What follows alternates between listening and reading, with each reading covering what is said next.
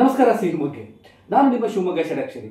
ನಾನು ಇವತ್ತು ನನ್ನ ಮಲೆನಾಡಿನ ಮುತ್ತುಗಳು ಮಾಲಿಕೆಯಲ್ಲಿ ನಾನು ಇವತ್ತು ನಿಮಗೆ ಭೇಟಿ ಮಾಡಿಸ್ತಾ ಇರ್ತಕ್ಕಂಥದ್ದು ನಿಜವಾಗ್ಲೂ ಕರ್ನಾಟಕದ ಮುತ್ತು ಅಂತ ಹೇಳ್ಬೋದು. ನಮ್ಮ ಮಲೆನಾಡಿನ ಮುತ್ತು ಸುಂದರ್ ಸರ್ನ. ಆ ಸುಂದರ್ ಸರ್ ಅಂದರೆ ಅನಂತ ಅಡಿಗ ಸುಂದರ್ ಸರ್. ಇವರು ನಮ್ಮ ಶಿವಮೊಗ್ಗದ ಇತಿಹಾಸ ಸಂಶೋಧಕರಾಗಿದ್ದಾರೆ. ಪುರಾತತ್ವ ಇಲಾಖೆಯ ಹಲವಾರು ಪ್ರಶಸ್ತಿಗಳನ್ನ ತಗೊಂಡಿದ್ದಾರೆ, ರಾಜ್ಯ ಪ್ರಶಸ್ತಿಗಳನ್ನ ತಗೊಂಡಿದ್ದಾರೆ. ನಿಜವಾಗ್ಲೂ ಅನಂತ ಅಡಿಗ ಸುಂದರ್, ಆ Sundar sir, professor Sundar sir ಅವರನ್ನ ನಾವು ಮಾತಾಡಿಸ್ತಾ ಇರೋದು ನಮ್ಮ ಅದೃಷ್ಟ ಅಂತ ಹೇಳ್ಬೋದು. ನಿಜವಾಗ್ಲೂ ಈಗಿನ ಯುವಕರು ಏನಿದ್ದೀರಾ ನೀವು ತಿಳ್ಕೋಬೇಕು. ಯಾಕಂದ್ರೆ ನಮ್ಮ ಹಿರಿಯರು ಏನು ಬಾಳಿ ಬದುಕಿದಾರಲ್ಲ, ಅದರ ಒಂದು ಅಂಶಗಳನ್ನು ನಾವು ಅಳವಡಿಸ್ಕೊಂಡ್ರೆ ನಮ್ಮ ಜೀವನದಲ್ಲಿ ಎಂಥ ಫೇಲ್ಯೂರ್ಗಳಿದ್ರು ನಾವು ಅದನ್ನು ಯಶಸ್ಸನ್ನು ಸಾಧಿಸ್ಬೋದು. ಅದರಲ್ಲಿ ನಾವು ಇವತ್ತು ನಿಜವಾಗ್ಲೂ ನಮ್ಮ ಕರ್ನಾಟಕದ ಪ್ರಖ್ಯಾತ ಸಂಶೋಧಕರು, ಪ್ರಖ್ಯಾತ ಸಾಹಿತಿಗಳು ಆಗಿರ್ತಕ್ಕಂಥ ಅನಂತ ಅಡಿಗ ಸುಂದರ್ ಸರ್, ಆ ಸುಂದರ್ ಸರ್ ಅವರನ್ನ ಭೇಟಿ ಮಾಡೋಣ ಮತ್ತು ಅವರ ಜೀವನದ ಕಥೆಯನ್ನು ಅವರ ಹತ್ರನೇ ಕೇಳೋಣ. ನಮಸ್ಕಾರ ಸರ್. ನಮಸ್ಕಾರ. ನಿಜವಾಗ್ಲೂ ನಾವು ನಿಮ್ಮನ್ನು ಭೇಟಿ ಮಾಡ್ತಾ ಇರೋದು ನಮ್ಮ ಅದೃಷ್ಟ ಅಂತ ಹೇಳ್ಬೋದು, ಮಲೆನಾಡಿಗರ ಅದೃಷ್ಟ ಅಂತ ಹೇಳ್ಬೋದು. ನೀವು ನಮಗೆ ಸಿಕ್ಕಿರೋದೇ ಅದೃಷ್ಟ. ಸೊ ಆದ್ದರಿಂದ ನಾವು ನಿಮ್ಮ ಜೀವನದ ಒಂದು ಕಥೆಯನ್ನು ಇಲ್ಲ ನಿಮ್ಮ ಸಾಧನೆಗಳನ್ನ ತಿಳ್ಕೋಬೇಕು ಅಂತ ನಮಗೆ ಆಸೆ. ಅದರಿಂದ ಹೇಳಿ ಸರ್. ಆಗ್ಬೋದು. ಹಾಂ ಸರ್. ಸರ್ ನಿಮ್ಮ ಊರು? ನಮ್ಮ ತಂದೆ ತಾಯಿಗಳ ಊರು ದಕ್ಷಿಣ ಕನ್ನಡ ಜಿಲ್ಲೆಯಲ್ಲಿ. ಹಾಂ ಸರ್. ನೀಲಾವರ. ಹಾಂ ಸರ್. ನಿಮ್ಮ ತಂದೆ ಅನಂತ ಅಡಿಗವರು? ಅನಂತ ಅಡಿಗಳು. ಹಾಂ ಹಾಂ ಹಾಂ. ನೀವು ಅಲ್ಲಿಂದ ಇಲ್ಲಿ ಇದು ಯಾವ ಇಲಾಖೆಗೆ ಸೇರಿಕೊಂಡ್ರಿ ಸರ್? ಅಲ್ಲಿಂದ ಹೇಳಿ ಸರ್.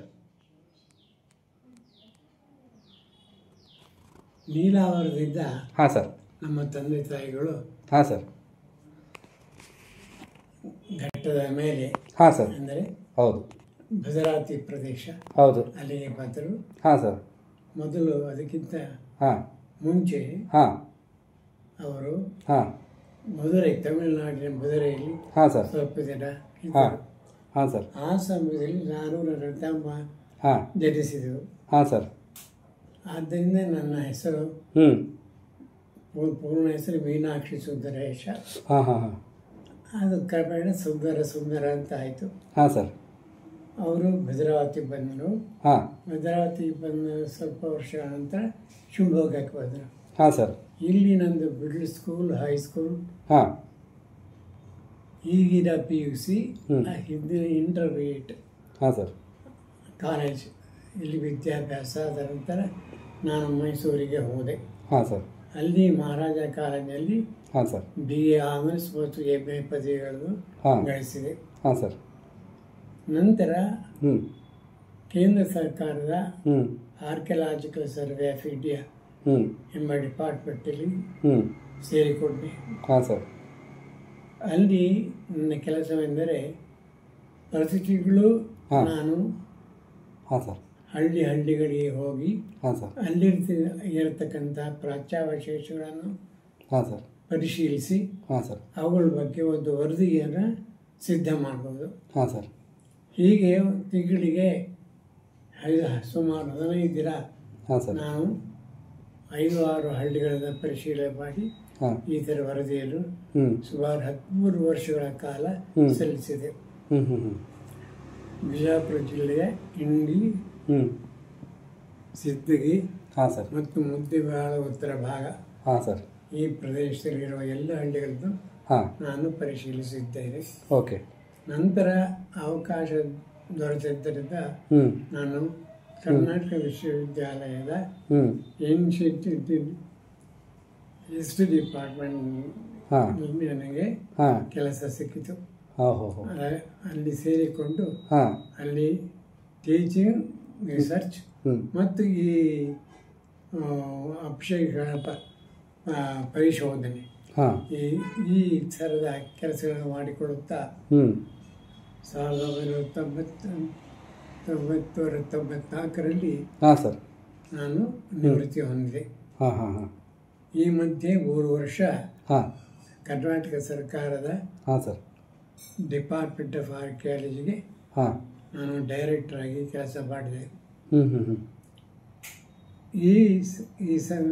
ಹೀಗಾಗಿ ನಾನು ಪುರಾತತ್ವ ಕ್ಷೇತ್ರದಲ್ಲಿ ತುಂಬ ಕೆಲಸ ಮಾಡಲು ಅವಕಾಶ ದೊರಕಿತು.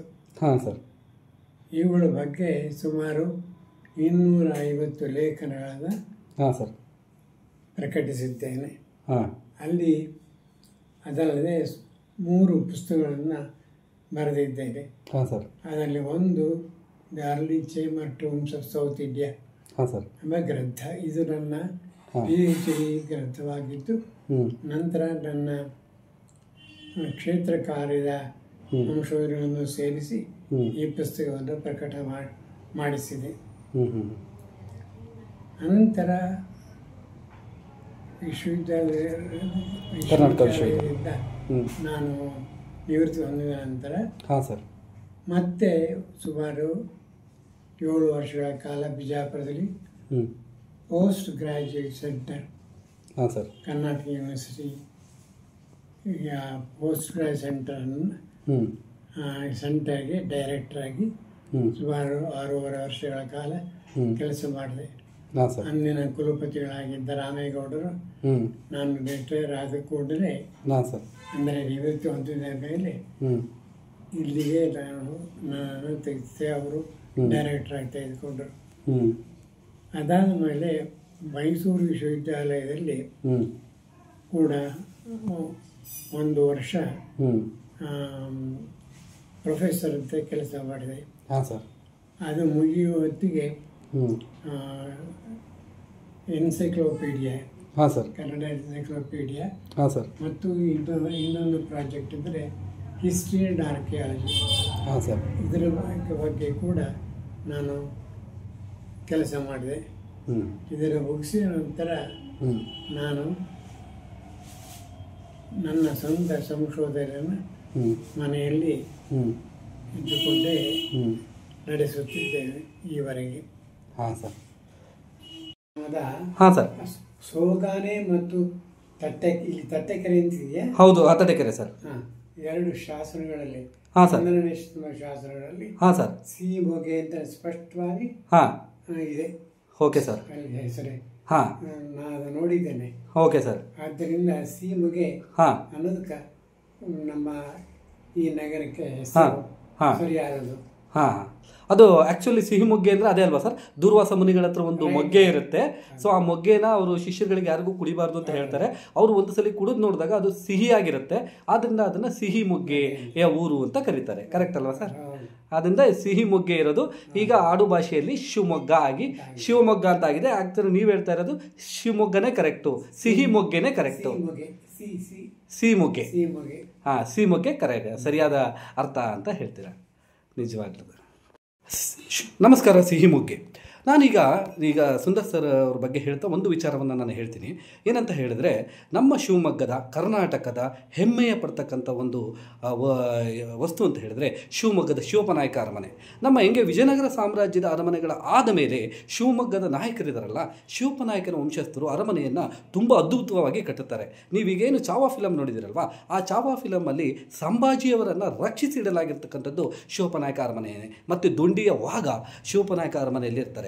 ಸೊ ಅಂಥ ಅರಮನೆಯು ಕಾಲಕ್ರಮೇಣ ಕಳೆದಂತೆ ಅದು ಒಂದು ಫಾರೆಸ್ಟ್ ಇಲಾಖೆಗೆ, ಅರಣ್ಯ ಇಲಾಖೆಗೆ ಸೇರಿ ಅದು ಸಾಮಿಲಾಗಿ ಒಂದು ನಾಟ ಮರಗಳನ್ನ ಇರ್ತಕ್ಕಂಥ ಒಂದು ಇದಾಗಿ ಪ್ರದೇಶವಾಗಿ ಆಗಿಬಿಡುತ್ತೆ. ಎಷ್ಟೋ ಜನಕ್ಕೆ ಗೊತ್ತೇ ಇರಲ್ಲ.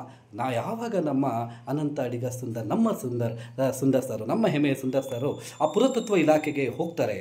ಆವಾಗ ಇದು ಒಂದು ಅರಮನೆ, ಇದು ನಮ್ಮ ಶಿವಮೊಗ್ಗದ ಒಂದು ಅದ್ಭುತವಾದ ವಸ್ತು ಅಂತ ಸರ್ ಅದನ್ನು ಗುರುತಿಸ್ಬಿಟ್ಟು ಅದನ್ನು ಶಿವಮೊಗ್ಗಕ್ಕೆ ಮತ್ತೆ ಚಿರಪರಿಚಿತವಾಗಿ ಮಾಡಲಿಕ್ಕೆ, ಮತ್ತೆ ಶಿವಮೊಗ್ಗಕ್ಕೆ ಅದ್ಭುತವಾದ ಕೊಡುಗೆಯನ್ನು ಮತ್ತೆ ಅದನ್ನು ನವೀಕರಿಸಿ ಅದನ್ನು ನೀಡ್ತಾರೆ. ಆವಾಗ ನಿಜವಾಗ್ಲೂ ನಾವು ಇವಾಗ ಏನು ಶಿವಪ್ಪನಾಯಕ ಅರಮನೆ ಇನ್ನೂ ನವೀಕರಣಗೊಳ್ತಾ ಇದೆ, ತುಂಬ ಚೆನ್ನಾಗಿ ಆಗ್ತಾ ಇದೆ. ಅದಕ್ಕೆ ನಾವು ನಿಜವಾಗ್ಲೂ ಮೊದಲು ನಮನ ಸಲ್ಲಿಸಬೇಕಾಗಿರ್ತಕ್ಕಂಥದ್ದು ನಮ್ಮ ಸುಂದರ್ ಸರ್ ಅವರಿಗೆ. ಯಾಕಂದರೆ ಅದೊಂದು ಅದ್ಭುತವಾದ ಕೊಡುಗೆಯನ್ನು ಮತ್ತೆ ಹುಡುಕಿ ಕೊಟ್ಟಿದ್ದು ನಮ್ಮ ಸುಂದರ್ ಸರ್. ನಿಜವಾಗ್ಲೂ ಮಲೆನಾಡಿನ ಮುತ್ತು ನಮ್ಮ ಸುಂದರ್ ಸರ್ ಅಂತಲೇ ಹೇಳ್ಬೋದು. ನಿಜವಾಗ್ಲೂ ನಾವು ಅವರಿಗೆ ಒಂದು ಗೌರವಪೂರ್ವಕವಾದ ನಮಸ್ಕಾರ.